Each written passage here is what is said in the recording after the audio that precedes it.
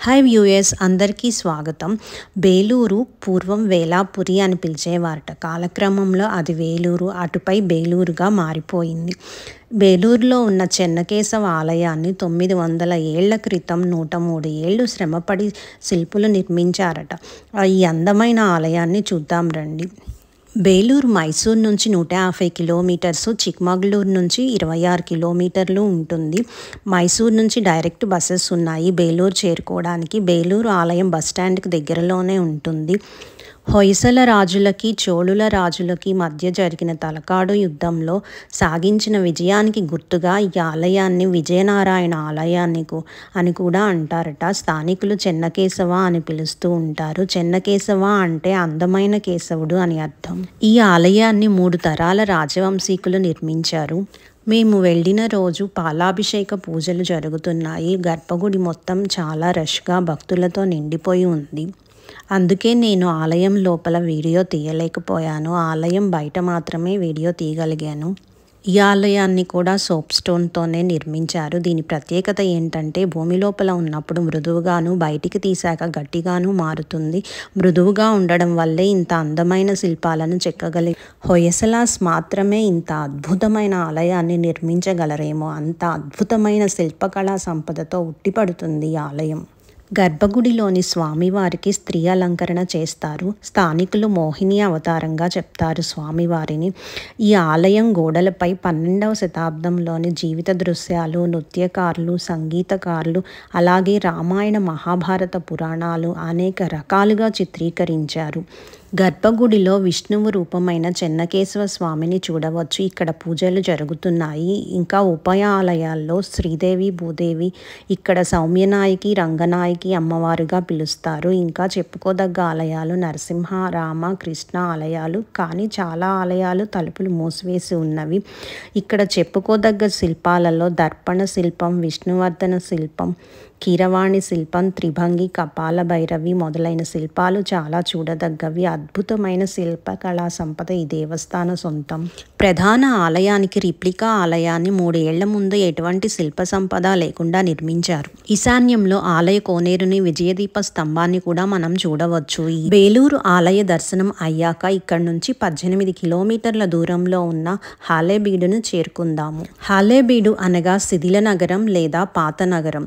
పూర్వం దీన్ని దొరసముద్ర లేదా ద్వారసముద్ర అనే పేర్లు కూడా ఉండేవట ఈ నగరానికి.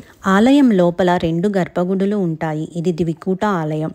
హొయసలేశ్వర రాజు పేరు మీదుగా శివలింగం, రాణి శాంతలాదేవి పేరు మీదుగా శాంతలేశ్వర శివలింగం అమర్చారు. 2 శివలింగాలకి ఎదురుగా 2 నంది మండపాలతో అత్యద్భుతంగా తీర్చిదిద్దారు. ఈ 2 నందులు జీవకళ ఉట్టిపడుతూ ఎంతో అందంగా, అద్భుతంగా ఉంటాయి. ఆలయం లోపల పైకప్పుపై హిందూ పురాణాలను స్ఫురింపజేసే శిల్పాలు, కళాకృతులు హొయసల శిల్పశైలికి నిలువుటద్దాలుగా నిలుస్తాయి.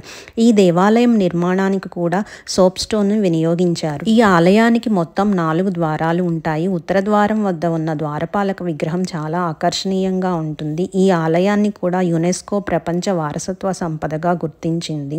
ఈ ఆలయంలో శివరాత్రి రోజున పెద్ద ఎత్తున పూజలు జరుగుతూ ఉంటాయి. ఈ హాలేబీడులోని హొయసలేశ్వర దేవాలయం క్రీస్తుశకం 12 నుంచి 13వ శతాబ్దం మధ్యకాలంలో హొయసల రాజ్యానికి రాజధానిగా ఉండేది. ఇదే సమయంలో ఇక్కడ ఆలయం నిర్మించబడింది. ఈ ఆలయాన్ని విష్ణువర్ధుడు నిర్మించారని కొందరు, మరికొన్ని ఆధారాలు అనుసరించి ఈ దేవాలయ నిర్మాణంలో ఆయన మంత్రి కేతనమల్లు కేసరశెట్టి అనే శివభక్తుడు ఎంతో సహకారం అందించారని చెప్తారు.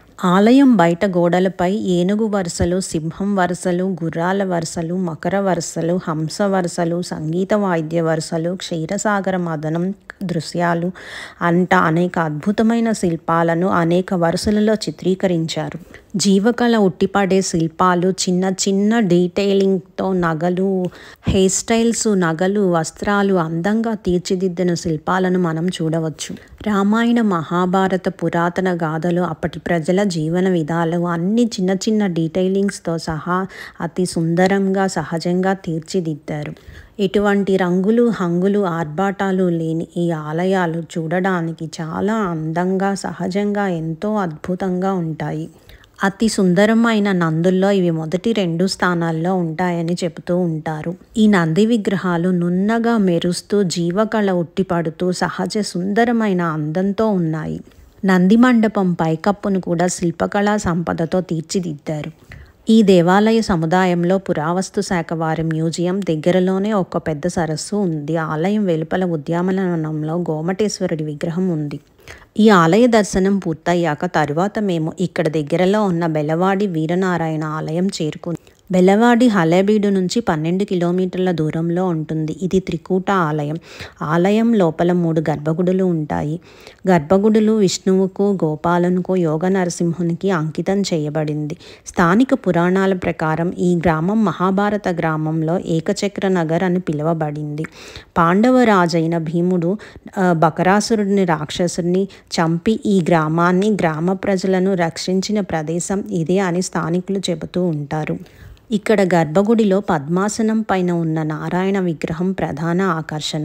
అలాగే అందమైన సుందరమైన వేణువు వాయిస్తున్న కృష్ణుని విగ్రహాన్ని కూడా ఈ ఆలయంలో మనం చూడొచ్చు.